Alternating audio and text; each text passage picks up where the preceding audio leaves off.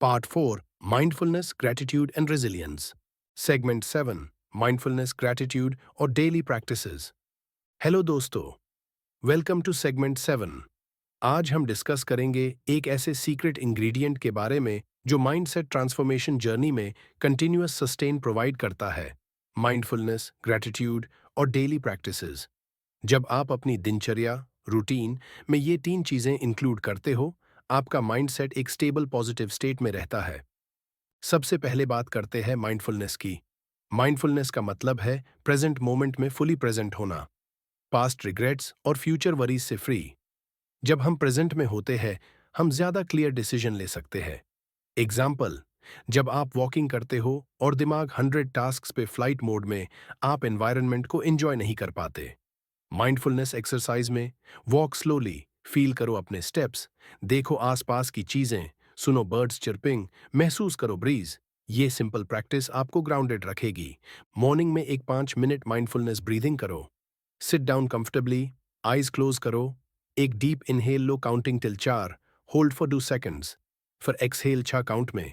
सिर्फ अपनी ब्रेथ पे फोकस करो। जब भी दिमाग उड़ाटे, जेंटली वापस ब्रेथ पे ला दो।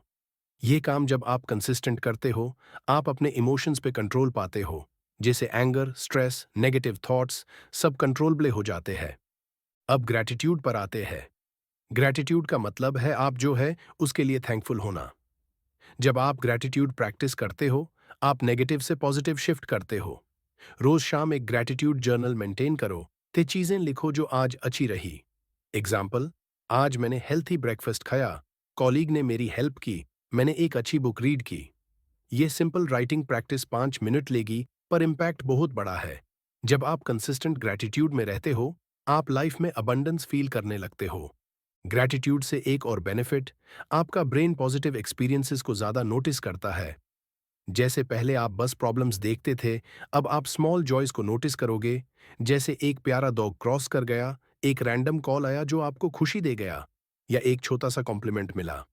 ये छोटे खुशियां एकत्रित हो कि आपके ओवरऑल हैप्पीनेस को बूस्ट करते हैं। चलो एक क्विक डेली स्केड्यूल बनाते हैं जिसमें माइंडफुलनेस और ग्रैटिट्यूड होगी।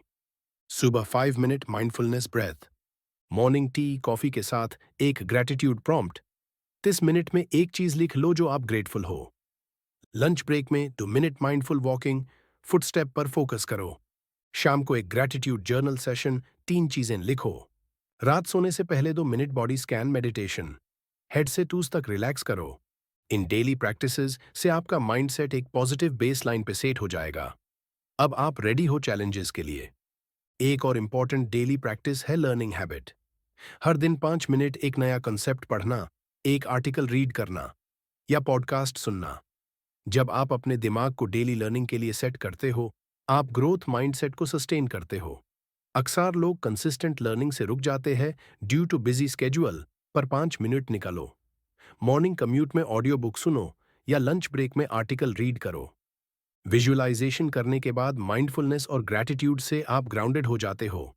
ये तीन पिलर्स, विजुअलाइजेशन, माइंडफुलनेस, ग्रैटिट्यूड, जैब कंबाइंड होती हैं, तो आप नेगेटिव स्पाइरल में फंसने से बच जाते हो। आप प्रोएक्टिवली लाइफ को मैनेज कर रहे हो। सेगमेंट 8 ओवरकमिंग सेटबैक्स और रेजिलियंस। हेलो दोस्तों, welcome back to segment 8। As हम बात करेंगे उस चीज के बारे में जो सबसे क्रूशियल है माइंडसेट ट्रांसफॉर्मेशन जर्नी में, ओवरकमिंग सेटबैक्स और बिल्डिंग रेजिलियंस। क्योंकि लाइफ हमेशा स्मूथ नहीं होती, अप्स एंड डाउन्स आते रहते हैं। ये हमारे माइंडसेट पे डिपेंड करता है कि हम उन्हें कैसे हैंडल करते हैं। पहले समझो कि सेटबैक्स क्या है। एक सेटबैक हो सकता है एक फेलियर, प्रोजेक्ट में एक्सपेक्टेशंस मिस हो गई, प्रमोशन नहीं मिली या रिलेशनशिप में ब्रेकअप हो गया। लोग नॉर्मल रिएक्शन में नेगेटिव स्पाइरल में चला जाता है। मैं काबिल नहीं हूं, सब लोग फेल हो रहे हैं, मेरी लाइफ खत्म। अगर आप इस स्पाइरल में फास्ट डिसेंड हो जाओगे, आप वहां से ऊपर नहीं आ पाओगे। रेजिलियंस का मतलब है बाउंस बैक करना, फेल होने के बाद दोबारा खड़े होना। ये एक स्किल है जो डेवलप हो सकती है। एक रिसर्च कहती है कि रेजिलियंट लोग अपने इमोशंस को रेगुलेट करते हैं, ऑप्टिमिस्टिक होते हैं, कंस्ट्रक्टिव एक्शंस लेते हैं।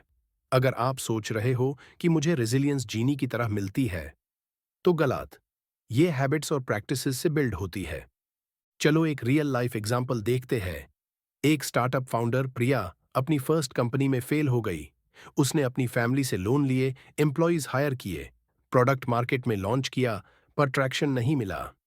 इन्वेस्टर्स भी बैकआउट हो गए। अक्सर लोग यहाँ गिव अप कर देते, पर प्रिया ने डिसाइड किया कि मैंने इस एक्सपीरियंस से बहुत कुछ सीखा है।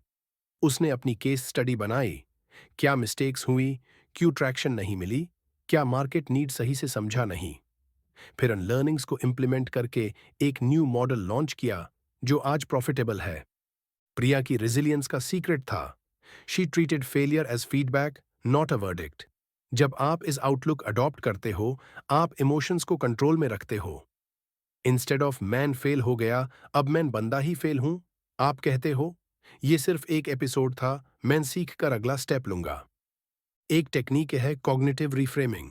जब कोई सेटबैक आए, सबसे पहले नेगेटिव थॉट नोट करो, फिर उस थॉट के सामने एक रैशनल रिस्पॉन्स लिखो। एग्जाम्पल, मेरे प्रोडक्ट की सेल लो है वर्सेस रैशनल रिस्पॉन्स, शायद मैंने टारगेट ऑडियंस क्लियरली डिफाइन नहीं किया, प्राइसिंग हाई है, मार्केटिंग स्ट्रेटजी वीक है।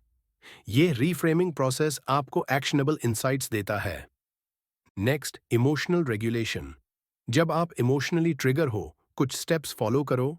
स्टॉप करो, एक गहरा सांस लो, 5 डीप ब्रेथ्स लो, फिर सिचुएशन को ऑब्जेक्टिवली देखो। अगर आप इमीडिएट रिएक्शन में कोई इम्पल्सिव डिसीजन लोगे, जैसे ब्रांड किलिंग ट्वीट सेंड करना, वो आपके माइंडसेट और रेपुटेशन दोनों को डैमेज करेगा। एक सिंपल रेजिलियंस बिल्डिंग एक्सरसाइज है। Worst case scenario. जब आप किसी रिस्की डिसीजन पे हो, लाइक न्यू प्रोजेक्ट स्टार्ट करना, पहले लिखो वर्स्ट केस क्या होगा। सबसे खराब घटना इमेजिन करो, जैसे पूरा इन्वेस्टमेंट लॉस हो गया, प्रोफेशनल इमेज हर्ट हो गई। फिर बाय प्लानिंग लिखो कैसे आप उस सिचुएशन से रिकवर कर सकते हो। इस प्रोसेस से आप इमोशनली प्रिपेयर हो जाते हो, और जब रियल इश्यू आता है, आप कामली डील कर पाते हो। सपोर्ट सिस्टम भी क्रूशियल है। अपने डिपेंडेबल फ्रेंड्स, मेंटर्स, फैमिली से बात करो।